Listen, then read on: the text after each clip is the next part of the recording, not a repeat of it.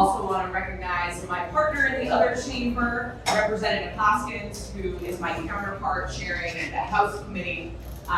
We've been doing a lot of work on economic development over the last couple of years, but we wanted to bring together a group of people, and we'll talk you through why, to really just talk about what economic development means and get the perspective from all of you in multiple of these roundtable discussions all around the state on what it should be for and where are we going. So the long-term goal is that these conversations and your input from all of your varied perspectives, you were invited here for your own expertise. So don't feel like you have to know any of this. You are here because we admire the work that you do. Your voice is incredibly valuable and we want to uplift that. And our hope is that through these series of roundtable discussions that we're hosting all across the state will inform legislation that will compel the creation of a 10-year comprehensive economic development strategy for the state of Michigan. This is something that we don't currently have, and that is not unique to us. States around the country are starting for the very first time to develop and publish their own long-term economic development strategies that really help do a couple of things. Number one, it really answers the question of who you want to be when you grow up. So that you're not just throwing everything against the wall. What we've seen in economic development, especially over the past few decades, is states end up competing with each other, and it feels oftentimes like a race to the bottom. It is really, at the end of the day, about who can put more money on the table, who can put up larger incentives. And if every state is competing with every other state for the same projects within the same country, that really isn't serving your residents, and I think we've seen that has negative consequences. I remember when I came into the legislature, that was right around when Foxconn, Wisconsin, was starting to take shape, or not take shape more accurately. That was a project that Michigan did very, very aggressively on. And if you've seen what happened in Wisconsin, you know, it was billions of dollars that were spent on bringing that project in. There was a lot of land that was cleared, and then Foxconn eventually pulled out. So Microsoft is now many years later going into that space, but we see this story happening time and time again.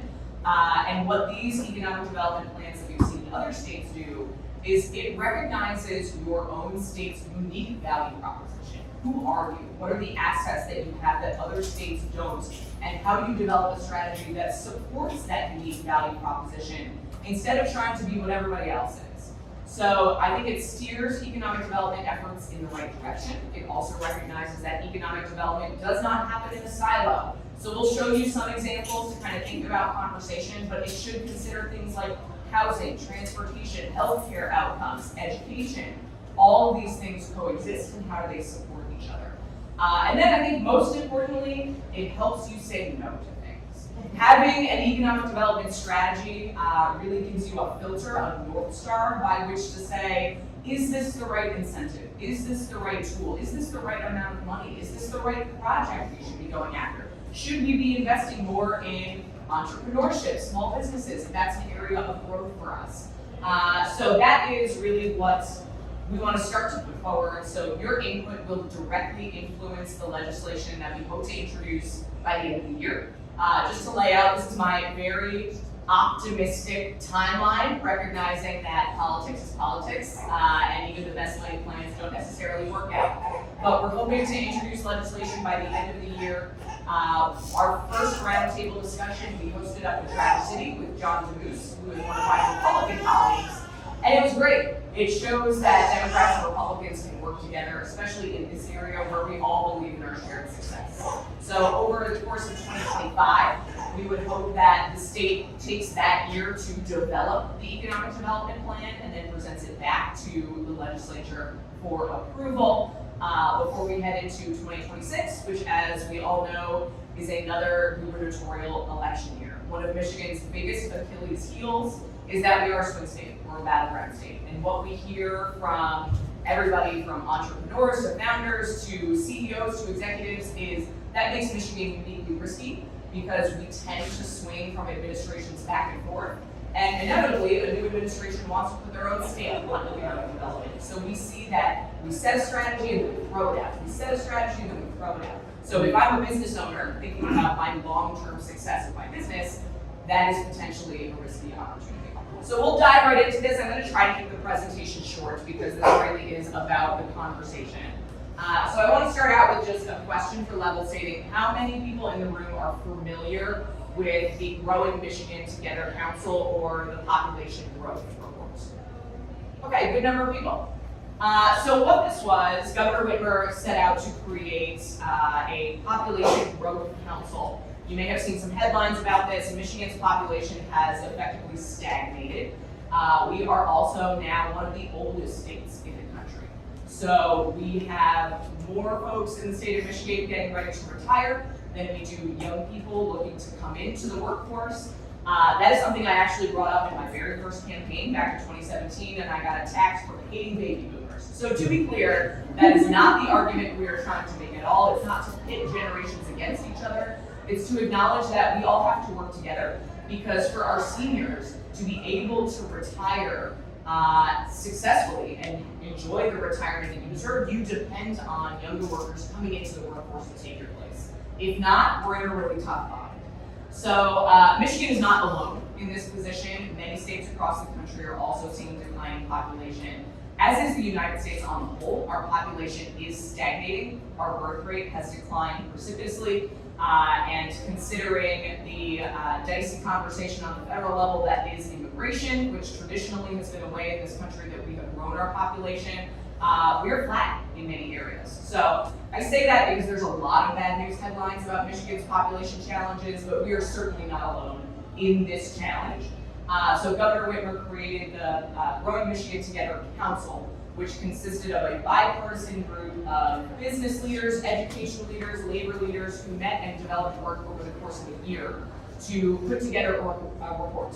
The council existed only for a year, they disbanded, and then the work of Leo and the MEDC with Hillary Doe, who, if none of you have met her, she's fantastic. She is the state of Michigan's chief growth officer. So her entire job is dedicated to understanding and putting in strategies for how we can attract and retain more people in the state of Michigan, particularly young people, because that is the key to unlocking our economic future.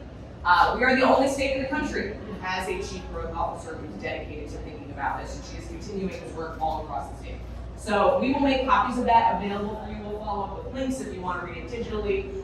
It's really worth digging into. There's a lot of really thoughtful insights. They did thousands of surveys all around the state, particularly talking to young people, as well as reaching out to young people from Michigan who left to really understand why did you make that choice, what would it take for you to consider staying in Michigan, and developed kind of 3 key strategies. And the way that we in my office and in my committee think about this is that this report was phase 1. It tells us where we are right now. It makes some very high-level recommendations, but then we need to figure out, well, how do we actually get there? And that's where the 10-year economic development strategy comes in. So the top 3 recommendations from that report are, number 1, establish Michigan as the innovation hub of the Midwest and America's startups, scale-up state. The goal is to improve Michigan's household median income from 34th to top 10, and we'll dig into a little bit of that. Number 2 is creating thriving, resilient communities that are magnets for young talent. I can tell you this as somebody who's lived all over the country. I chose after college to move out to Southern California, which is not a cheap place to live by any means, but it was worth paying the premium for the types of jobs that I was looking for. I came out as a car designer, and a lot of the advanced concept studios are in Southern California, and I knew that given the job market, if I got laid off, which I did, I would have more opportunities to seek other jobs because there was a density of that jobs, as well as walkable communities. I could make friends, I could see people, I could walk around in ways that we know are sometimes challenging for Michigan. The goal here is to improve Michigan's net talent migration from 20th to top 10. And goal 3 is to build a lifelong education system focused on future-ready skills and competencies. And the goal here is to improve Michigan's post-secondary attainment from 33rd in the nation to top 10. So we'll come back to this, but just sort of keep these in mind as we go forward. And we've had multiple presentations throughout the past year in my committee from Hillary Doe on this work and a lot of the work that they've discovered since the report report came out.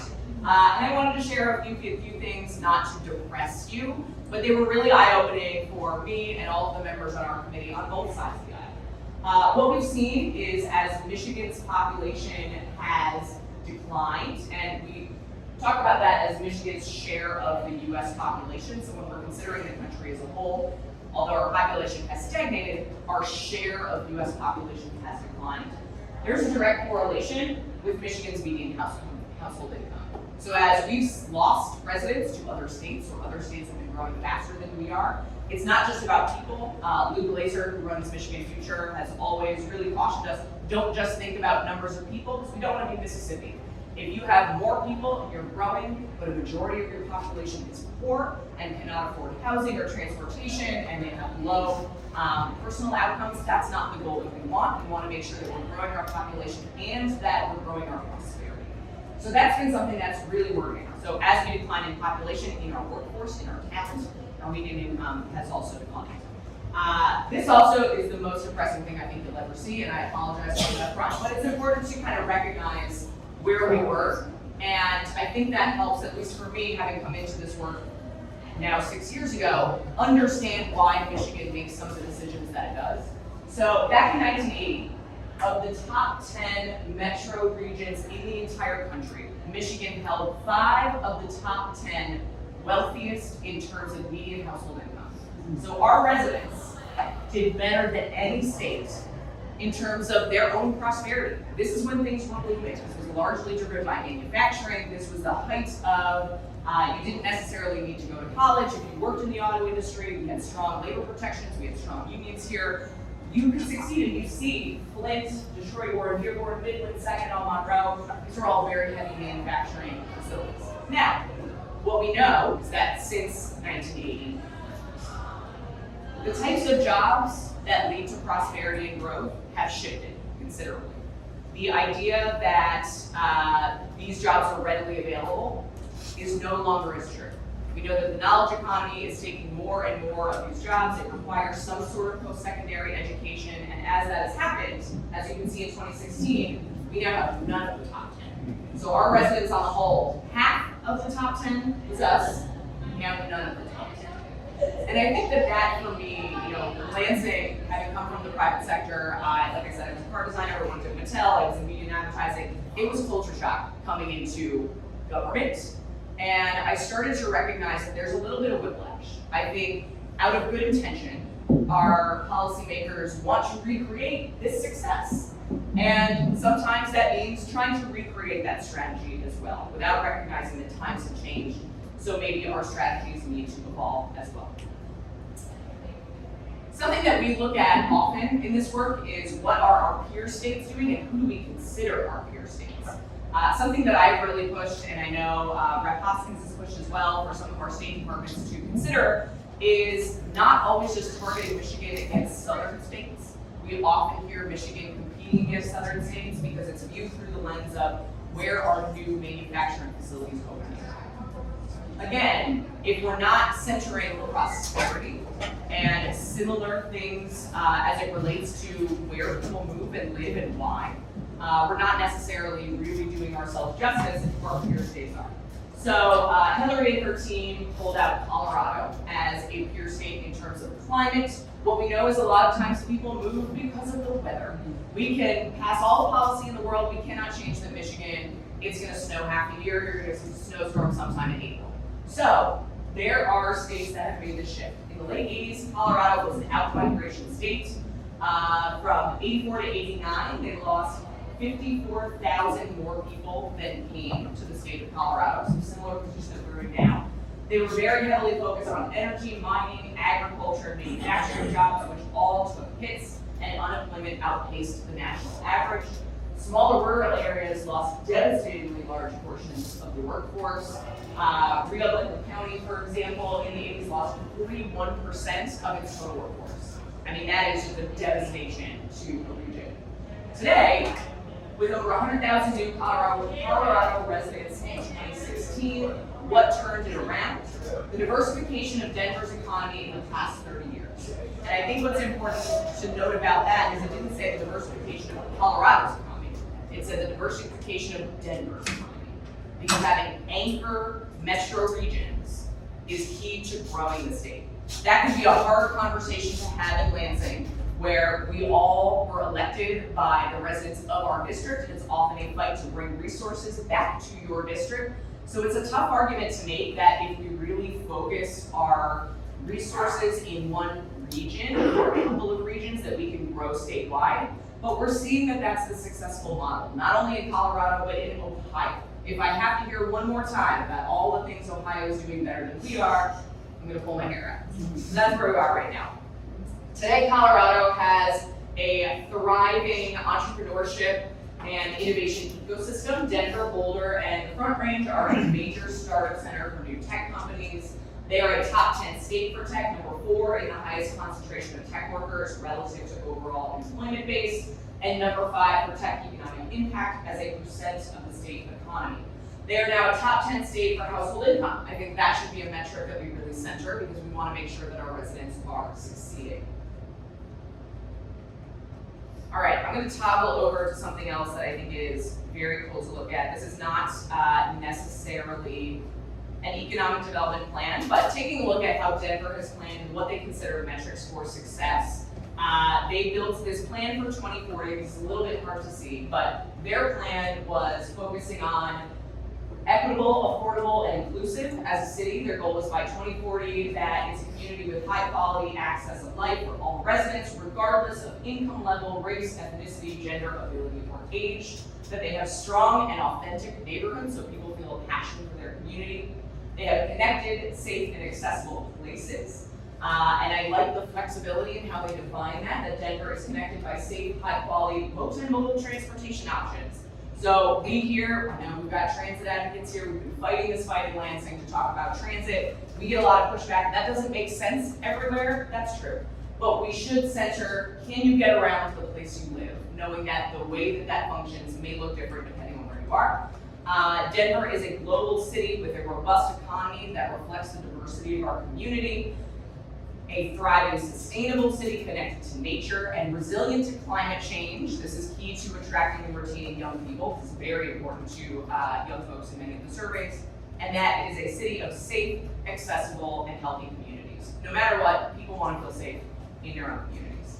And something that I'm really inspired by, they track these metrics over time. So by centering metrics that are based on the prosperity of your residents and then tracking that over time, I think as we think about what an economic development strategy could look like, to me, this is a more successful way to think about success than number of jobs created, which is often something you will see highlighted in economic development deals. Because bad news, we have more job openings in Michigan than we have people to fill them right now. So our problem is not number of jobs, it's the quality of them, it's the quality of the communities, and it's making sure that these are places that people want to live and stay and grow their careers or even grow their own businesses. All right, I'm gonna hop back to my presentation.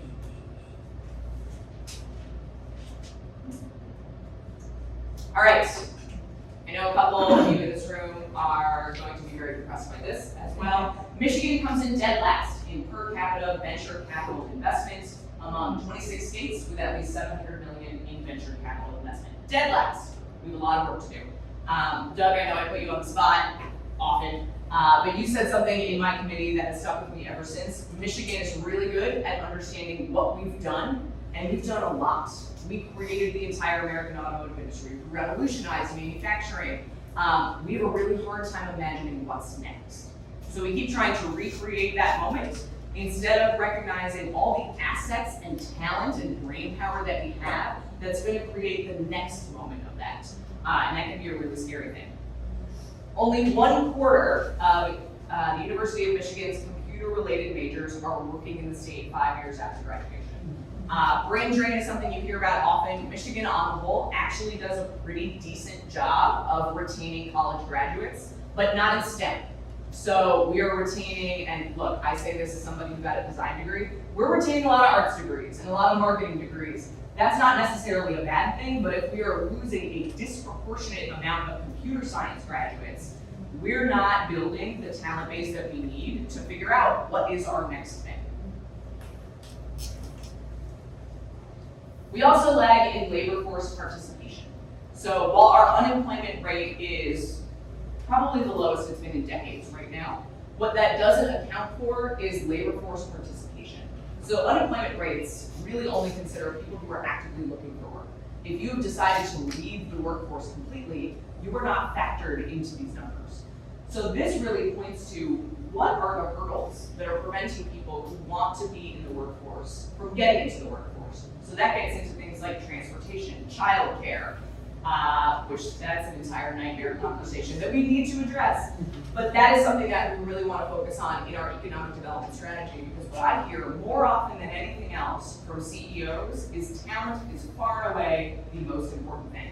And if there are hurdles that are locking that talent pool away from me, one of our goals has to be to unlock that. Only 7% of Michigan students gain college credit in high school, compared with 30% nationally, and 60% in Indiana. Michigan is, and I will say this again as somebody who's lived all over the country in 5 different states, for better and for worse, Michigan is one of the most decentralized states in the entire country. We do not have a unified community college system. We do not have a unified state higher ed system. There are pros to that, certainly. All of our institutions of higher ed and all of our, frankly, K-12 institutions can really have freedom and flexibility to develop in a way that makes sense for them. But then you see things like this, where fewer of our schools are offering college credit. And from what I hear in talking to people in the system, it's because our system is so decentralized. So there isn't a unified basis where you could offer a course in high school that would transfer to a community college or to a college in a way that some of our neighboring states that have more unified systems are able to offer. So a couple, and we'll send all of these to you to digest, and we're going to send follow-up questions after. States have been developing these, and it's probably going to shock you if you happen to know that I'm a Democrat, that I'm putting up a policy proposal from the Youngkin administration in Virginia. But what's interesting about Virginia is Virginia, like Michigan, is somewhat of a battleground state. And the process by which this plan came to be was that under Governor McMorrow, who's a Democrat, many years ago, there was legislation to reform the state's approach to economic development. There were concerns that that state's economic development agency was really rogue. It had no accountability. It didn't really have a plan. It was sort of this outlier that really frustrated a lot of people in the state. So that reform was led under Governor McMorrow, is now being executed under Governor Youngkin. And I think that for a state like Michigan, that strategy of how they got there, where now this strategy outlives administrations, could be something very appealing for a state like ours, where if we create something that is sort of set in stone, obviously there's going to be slight tweaks and changes, but if I'm considering investing or moving to the state, I know that there's more certainty if the plan exists regardless of who is in charge at the time. We won't go into all the details, but as we talked a little bit about understanding who you are and your unique value proposition, you can see that Virginia focuses on leveraging their strategic assets, the Port of Virginia, transportation infrastructure, their world-class talent pipeline. They consider themselves part of the South. They have more college degrees than any other southern state. That is something that they promote very aggressively. Competitive energy costs, customized ecosystem, site development investments, affordable and attainable housing is number 2 here. That is really, really important. Reducing costs of doing business, regulatory burdens, developing and training a competitive workforce, workforce housing development plans, tailored costs of doing business reductions to make it easier. I can't tell you how many small business owners I've talked to who just have no idea where to start and navigate the system in Michigan and if there are resources or support structures, so they just do it on their own. They define what economic development is, and I think that that is important for us to do, and something that I just want to read a little bit of. Successful economic development requires an intentional whole-of-government approach that brings together civil servants across a wide range of fields, from transportation and housing to natural resources management, and stakeholders from local, regional, and state-level organizations. It must be closely coordinated with and supporting existing businesses instead of competing with it. So I think that is something that is new in the world of economic development, that we bring together housing, transportation, these wraparound resources as we think about economic development. They point out who their competitive states are. This is something in Michigan that is traditionally a closely guarded secret, that we don't want to tell people who our competitors are, but we're seeing other states just come right out and say it. They want to understand who they are first so they can figure out how to compete. They're also very honest about where they have room to grow. Virginia's employment growth rate has been middle of the pack among states, but they're starting to see a rebound. They also point out very honestly, Virginia saw more than 100,000 residents move to competitor states from 2020 to 2021. Obviously, this was the middle of the pandemic. That happened in a lot of places, but understanding where you are is important to understanding how you're going to get to where you want to go. As you can see here, they also focus really heavily on, this is what we're going to focus our economic development efforts on, and we're not going to go after everything, because it doesn't make sense for us. So they focus on manufacturing, but as you can see, there's a lot of advanced manufacturing. Life sciences, semiconductors, aerospace, advanced materials, food and beverage processing considered manufacturing. As we had our first meeting in northern Michigan, something like this really resonated, where we often think of manufacturing and agriculture as separate, but in this modern era, oftentimes they are combined. Information technology, data center, cybersecurity and software, and the service economy, which is growing more rapidly than any other area. Something that I love about Virginia's plans is they focus on headquarters. It is one thing to acquire a warehouse or a distribution facility. It is an entirely different thing to focus your efforts on acquiring a company's headquarters, because that spurs all of the ecosystem that goes around it, and you tend to want to hire folks that have higher salary positions. That's a hard conversation to have in Lansing, because we tend to think that if we're spending taxpayer dollars, why would we be spending them to incentivize high-paying jobs? But what that ignores is that those high-paying jobs have more expendable income that will be spent in the community on restaurants and small businesses and services. We'll hire more lawyers, we'll hire more contractors, in ways that some of the jobs that we're incentivizing in Michigan right now that may pay $13 an hour simply can't afford to do. I'm not going to go through all of these. Like I said, we'll send these to you so you can review them. But Massachusetts has one, and what I wanted to point out is Michigan is currently divided by MEDC into 21 different regions. But as we've seen in other states, that's just way too many. So Massachusetts is broken down into significantly fewer, 9 regions. They have one session in each region. They really promote regional collaboration in a way that has been a challenge in a state like Michigan's. They also consider their metrics and accountability. Again, I'm going to hammer this. Access to housing is number 1 or number 2 in so many of these plans that we've seen come out of states.